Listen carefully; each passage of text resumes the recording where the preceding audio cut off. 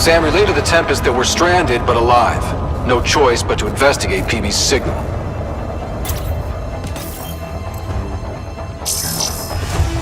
Pathfinder, this console controls the gate.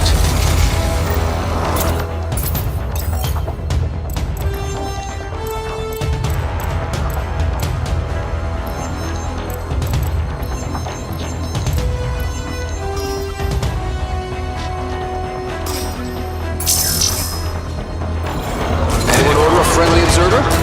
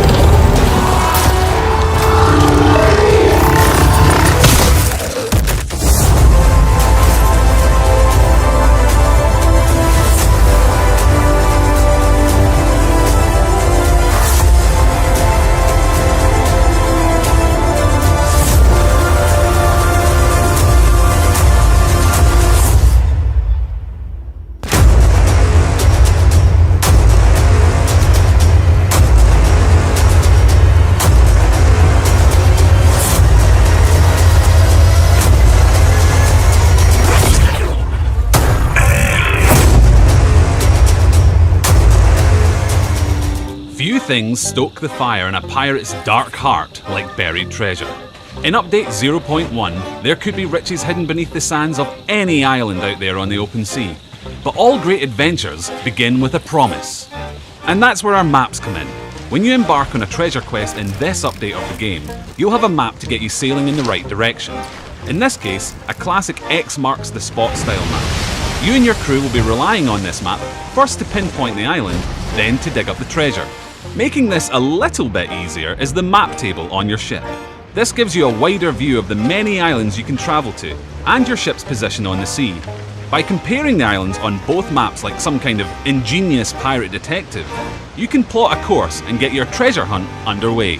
Ideally, at some point you'll make it to the right island and face one more test of your crew's cartographic skills to track down the buried stash. There won't really be a giant red X in the sand, so you'll have to use the island's landmarks to find your way. Just like birthday celebrations and riding a seesaw, digging for treasure is much more fun with someone else. And the more of you who help to dig, the faster you'll uncover the bounty. But that's only half the voyage. For the real reward, you need to get the chest back to an outpost and cash it in. So while one pirate hauls the treasure, the others should escort them back to the ship, watching for any sly rivals who would love to score some treasure the easy way. Back on the ship, it's up to you to find a good hiding place for your precious cargo.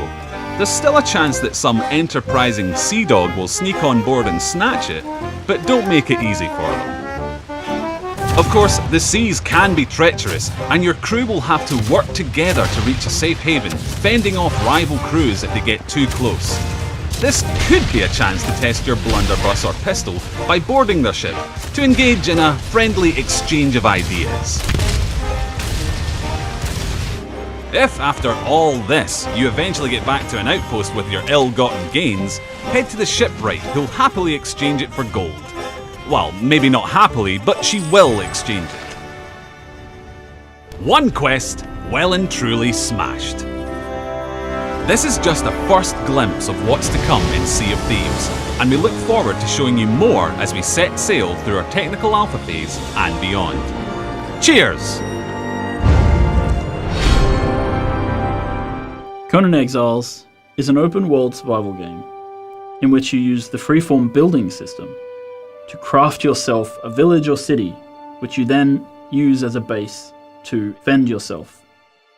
In order to dominate your enemies, you're going to need to create a safe location, a place that you can store weapons, supplies, a place which you decorate and you invite your friends to show off, a place where your clan can gather to discuss their war plans. These are things like forges, armor making benches, woodworking benches, tanneries, We have a huge selection of placeables and decoration. You have tables and shelves and barrels and candles. You can craft gongs and horns, which you can use to signal the approach of your enemies or to let your friends know to open the gate. You can kill some of the hardest creatures in the game, chop off their head and have that mounted on the wall of your living room. Some of those decorative pieces are also little toys. Like, for example, you can place an archery target that you can shoot at, and it will give you a score depending on how close to the bullseye your shot was. Thralls are another major component of crafting. When players start to get into the thrall system, they'll be able to go out into the world and capture artisan thralls. And once you place, for example, a Stygian smith at a Stygian forge, suddenly you have access to Stygian weapons because his knowledge becomes your knowledge. You can attack other players' structures. Depending on the tier of the structure you're attacking, some weapons are going to be ineffective. You can also craft explosives that you can use that affect all tiers of building.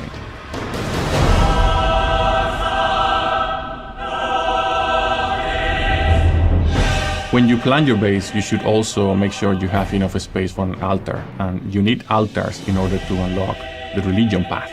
The avatar is the ultimate expression of your religious fervor in the game.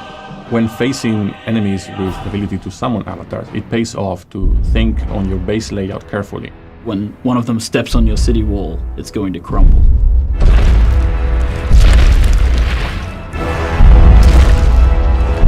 They say home is where the heart is, but in Conan Exiles, home is where you keep the hearts of your enemies.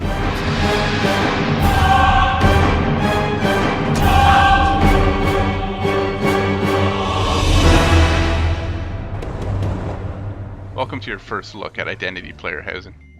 This here is an apartment in Ash Hill. It's still not quite complete. We have a little more work left to do on interface and such, but even as it is, it's the most complete player housing I've ever seen in MMO. This inside is a 2-bedroom apartment, which means it can house 2 people, the owner and a friend. It starts off a little bit basic with low-level trims on the walls and such, and laminate flooring. All this can get upgraded. Almost everything is interactive, like this TV can be turned on, streaming YouTube videos. Oh my god, what the f*** happened? Alright, do me a favor. Call FSA Chebiz or something, he's in the beginning of the list, and tell him that ASDFZ needs that help we were talking about, alright? Now, almost every one of these items are crafted and customized. That sofa that you see there, it can be made in leather, different colors of leather, fabric, all sorts of different ways. It's up to the designer. And this is a bookshelf is sort of a special container. So it can hold items like other things, but really it only holds books. And what's cool is when you put books in there, they're actually visible right on there. And just now notice how this can't be placed anywhere except near that power receptacle. Now let's just fill in a little more furniture. Dining area over here will make it look a little more complete. So we have dining tables, and that's going to need a chair too. Identity is all about giving absolute freedom in a world that's full of other people and fun things to do. We've gotten rid of most of the AI and replaced it with people. It's people who are driving down the street, and it's people who run for governor, it's people who play as police officers and fight crime. You'll find sports, car racing, paintball matches, and more others than I have time to list. And if living off the land is your sort of thing, you can make a pretty good living hunting or fishing.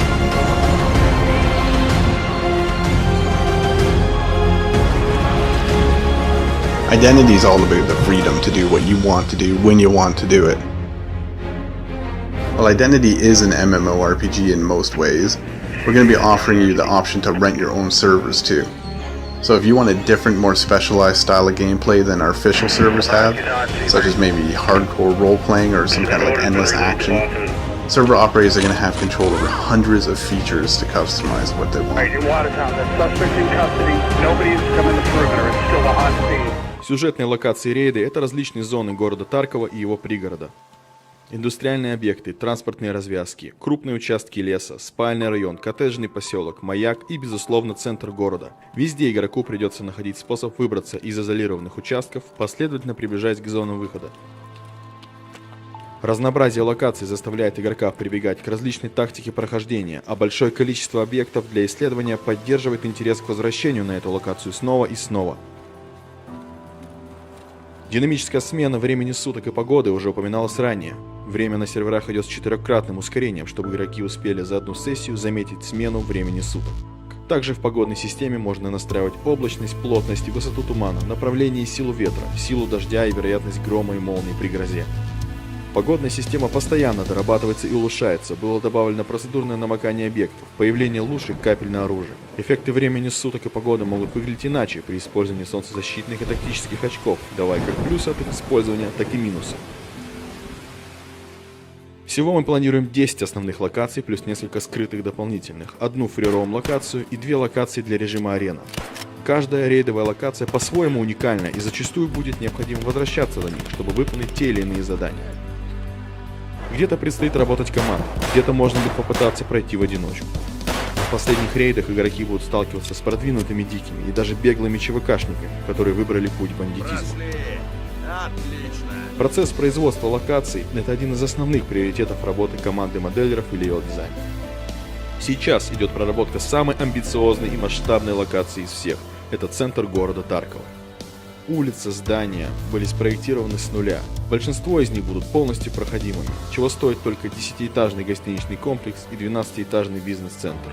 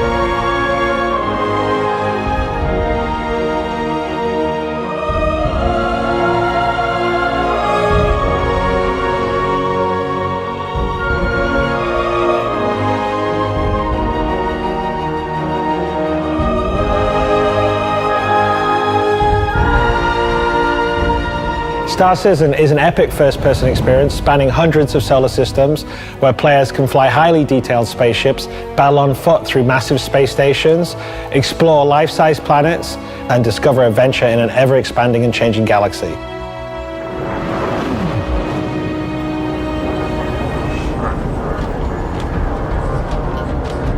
It's a game I've always dreamed of making, and with a community of over 1.6 million, we are well on our way to making the dream a reality.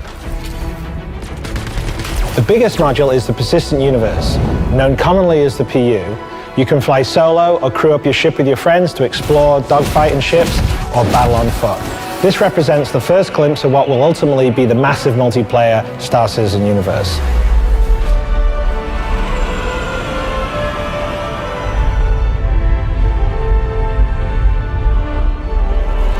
So what happens from here? Well, we're continuing expanding the PU by adding more planets and even more star systems to explore. Our new dynamic mission system will allow players to choose their own path in the universe, from bounty hunters to space pirates, traders, mercenaries, miners, explorers, and many more.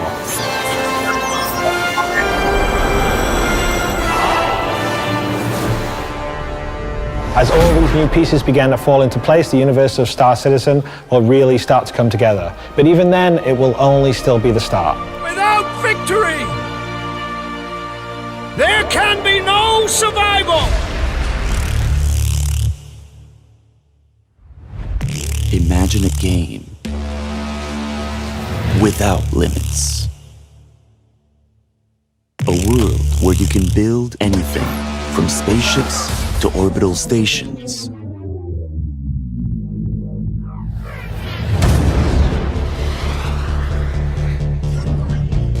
Explore, craft, trade, and conquer, all in one universe. shared by everyone at the same time.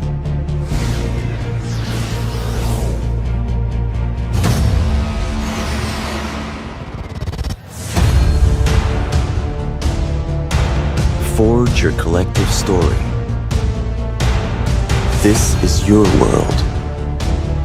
Rebuild civilization together. Dual Universe. Support us on Kickstarter now.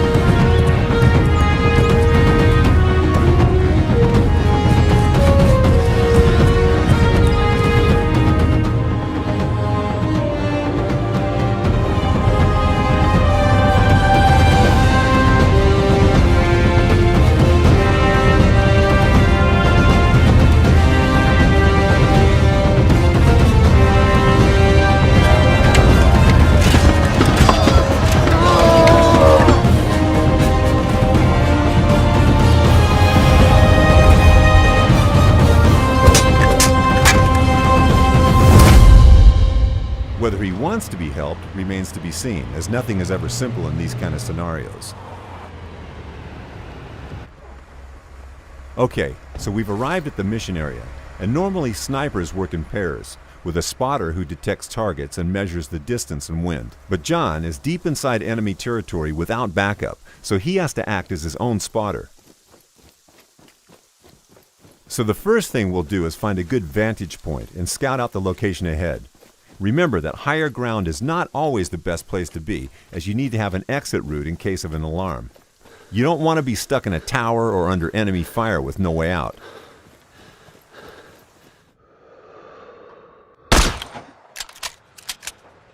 After neutralizing this enemy, we have a clear path for the drone to fly it to the CCTV box and disable it like Lydia told us to. Here's one of the targets off our most wanted list, who have committed the most horrendous crimes against the Georgian people.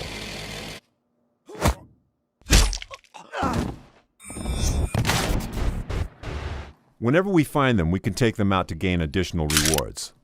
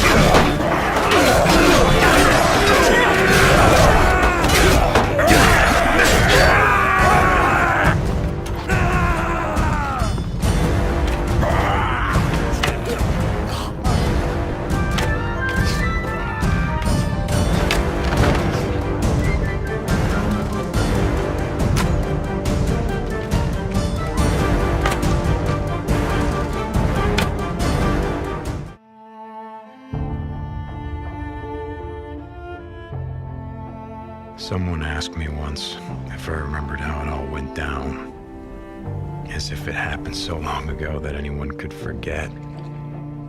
So yeah, I remember. I remember when our homes and our towns turned into graveyards, when the wilderness became our only hope for survival. I remember when the planes fell out of the skies, when the trains stopped running, when the turbines shut down, and the world went dark. I remember when they put up the razor wire, like it was gonna stop anything. And the feds ran out of body bags. Rope. And some of us sort of lost our minds. I think it's dead. Some lost more than that.